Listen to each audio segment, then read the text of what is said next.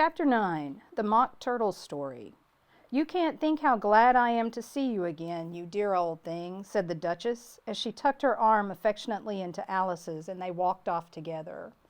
Alice was very glad to find her in such a pleasant temper, and thought to herself that perhaps it was only the pepper that had made her so savage when they met in the kitchen. "When I'm a duchess," she said to herself, not in a very hopeful tone, though, "I won't have any pepper in my kitchen at all. Soup does very well without. Maybe it's always pepper that makes people hot-tempered," she went on, very much pleased at having found out a new kind of rule, "and vinegar that makes them sour, and chamomile that makes them bitter, and barley sugar and such things that make children sweet-tempered. I only wish people knew that. Then they wouldn't be so stingy about it, you know." She had quite forgotten the Duchess by this time, and was a little startled when she heard her voice close to her ear. "You're thinking about something, my dear, and that makes you forget to talk. I can't tell you just now what the moral of that is, but I shall remember it in a bit." "Perhaps it hasn't one?" Alice ventured to remark. "Tut, tut, child," said the Duchess. "Everything's got a moral, if only you can find it," and she squeezed herself up closer to Alice's side as she spoke. Alice did not much like her keeping so close to her. First, because the Duchess was very ugly, and secondly, because she was exactly the right height to rest her chin on Alice's shoulder, and it was an uncomfortably sharp chin. However, she did not like to be rude, so she bore it as well as she could. "The game's going on rather better now," she said, by way of keeping up the conversation a little. "'Tis so," said the Duchess, "and the moral of that is, oh, 'tis love that makes the world go round." "Somebody said," Alice whispered, "that it's done by everybody minding their own business." "Ah, well, it means much the same thing," said the Duchess, digging her sharp little chin into Alice's shoulder as she added, "and the moral of that is, take care of the sense, and the sounds will take care of themselves." How fond she is of finding morals in things, Alice thought to herself. "I dare say you're wondering why I don't put my arm round your waist," the Duchess said after a pause. "The reason is that I'm doubtful about the temper of your flamingo. Shall I try the experiment?" "He might bite," Alice cautiously replied, not feeling at all anxious to have the experiment tried. "Very true," said the Duchess. "Flamingos and mustard both bite. And the moral of that is, birds of a feather flock together." "Only mustard isn't a bird," Alice remarked. "Right, as usual," said the Duchess. "What a clear way you have of putting things." "It's a mineral, I think," said Alice. "Of course it is," said the Duchess, who seemed ready to agree to everything that Alice said. "There's a large mustard machine near here, and the moral of that is, the more there is of mine, the less there is of yours." "Oh, I know," exclaimed Alice, who had not attended to this last remark. "It's a vegetable. It doesn't look like one, but it is." "I quite agree with you," said the Duchess, "and the moral of that is, be what you would seem to be. Or if you'd like it put more simply, never imagine yourself not to be otherwise than what it might appear to others, that what you were or might have been was not otherwise than what you had been would have appeared to them to be otherwise." "I think I should understand that better," Alice said very politely, "if I had it written down, but I can't quite follow it as you say it." That's nothing to what I would say if I chose," the Duchess replied in a pleased tone. "Pray don't trouble yourself to say it any longer than that," said Alice. "Oh, don't talk about trouble," said the Duchess. "I make you a present of everything I've said as yet." A cheap sort of present, thought Alice. I'm glad people don't give birthday presents like that. But she did not venture to say it out loud. "Thinking again?" the Duchess asked, with another dig of her sharp little chin. "I've a right to think," said Alice sharply, for she was beginning to feel a little worried. "Just about as much right," said the Duchess, "and pigs have to fly, as pigs have to fly, and But here, to Alice's great surprise, the Duchess's voice died away, even in the middle of her favorite word, moral, and the arm that was linked into hers began to tremble. Alice looked up, and there stood the Queen in front of them, with her arms folded, frowning like a thunderstorm. "A fine day, Your Majesty," the Duchess began in a low, weak voice. "Now I give you fair warning," shouted the Queen, stamping on the ground as she spoke. "Either you or your head must be off, and that in about half no time. Take your choice." The Duchess took her choice and was gone in a moment. "Let's go on with the game," the Queen said to Alice, and Alice was much too frightened to say a word, but slowly followed her back to the croquet ground. The other guests had taken advantage of the Queen's absence and were resting in the shade.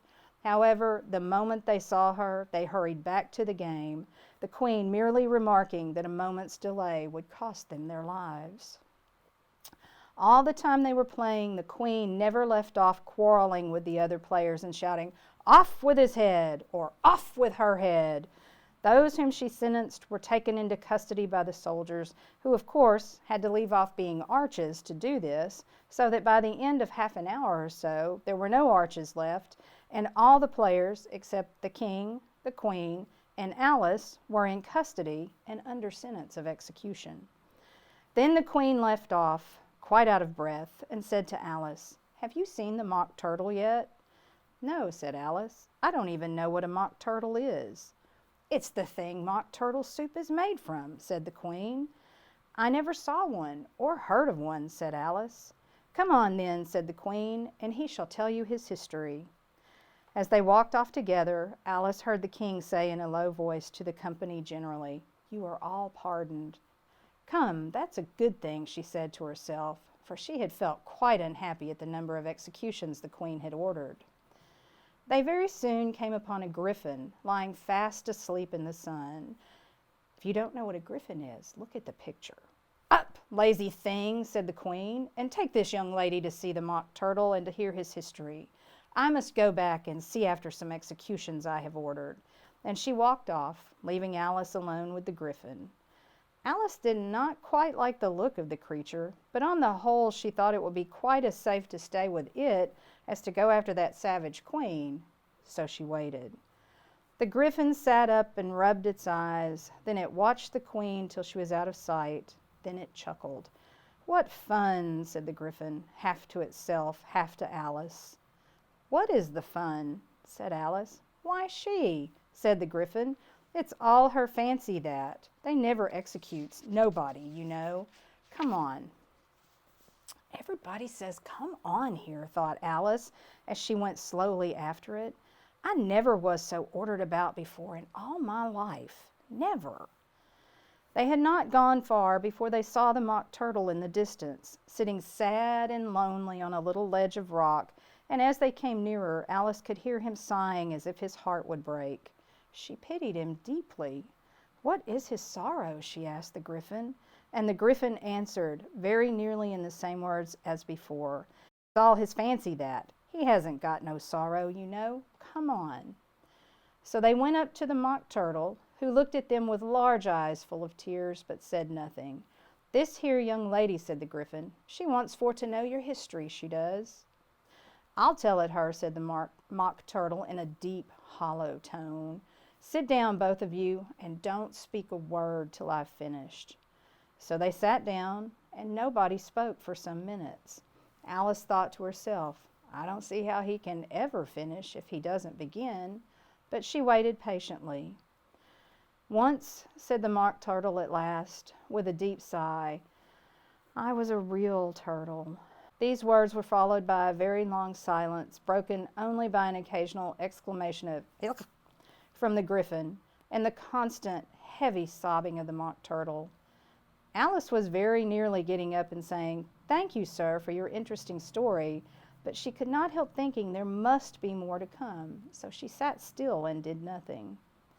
"When we were little," the Mock Turtle went on at last, more calmly, though still sobbing a little now and then, "we went to school in the sea. The master was an old turtle. We used to call him Tortoise." "Why did you call him Tortoise if he wasn't one?" Alice asked. "We called him Tortoise because he taught us," said the Mock Turtle angrily. "Really, you are very dull. You ought to be ashamed of yourself for asking such a simple question," added the griffin, And then they both sat silent and looked at poor Alice, who felt ready to sink into the earth. At last the Gryphon said to the Mock Turtle, "Drive on, old fellow, don't be all day about it." And he went on in these words, "Yes, we went to school in the sea, though you mayn't believe it." "I never said I didn't," interrupted Alice. "You did," said the Mock Turtle. "Hold your tongue," added the Gryphon, before Alice could speak again. The Mock Turtle went on. "We had the best of educations. In fact, we went to school every day." "I've been to day school too," said Alice. "You needn't be so proud as all that." "With extras?" asked the Mock Turtle, a little anxiously. "Yes," said Alice. "We learned French and music." "And washing?" said the Mock Turtle. "Certainly not," said Alice indignantly. "Ah, then yours wasn't a really good school," said the Mock Turtle in a tone of great relief. Now at ours they had, at the end of the bill, French, music, and washing, extra. "You couldn't have wanted it much," said Alice, "living at the bottom of the sea."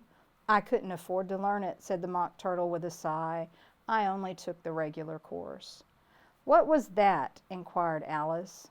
"Reeling and writhing, of course, to begin with," the Mock Turtle replied, "and then the different branches of arithmetic: ambition, distraction, uglification, and derision." "I never heard of uglification," Alice ventured to say. "What is it?" The Gryphon lifted up both its paws in surprise. "Never heard of uglifying?" it exclaimed. "You know what to beautify is, I suppose." "Yes," said Alice doubtfully. "It means to make anything prettier." "Well then," the Gryphon went on, "if you don't know what to uglify is, you are a simpleton." Alice did not feel encouraged to ask any more questions about it, so she turned to the Mock Turtle and said, "What else had you to learn?" "Well, there was mystery," the Mock Turtle replied, counting off the subjects on his flappers. "Mystery, ancient and modern, with seaography, then drawling." The drawling master was an old conger eel that used to come once a week. He taught us drawling, stretching, and fainting in coils. "What was that like?" said Alice. "Well, if I can't show it you myself," the Mock Turtle said. "I'm too stiff." I screwed that up. "Okay, well, I can't show it you myself," the Mock Turtle said. "I'm too stiff." And the Gryphon never learnt it. "Hadn't time," said the Gryphon. "I went to the classical master, though. He was an old crab, he was." "I never went to him," the Mock Turtle said with a sigh. "He taught laughing and grief, they used to say." "So he did, so he did," said the Gryphon, sighing in his turn, and both creatures hid their faces in their paws. "And how many hours a day did you do lessons?" said Alice, in a hurry to change the subject. 10 hours the first day," said the Mock Turtle, 9 the next, and so on. "What a curious plan!" exclaimed Alice. "That's the reason they're called lessons," the Gryphon remarked, "because they lessen from day to day." This was quite a new idea to Alice, and she thought it over a little before she made her next remark. "Then the 11th day must have been a holiday?" "Of course it was," said the Mock Turtle. "And how did you manage on the 12th?" Alice went on eagerly. "That's enough about lessons," the Gryphon interrupted in a very decided tone. "Tell her something about the games now."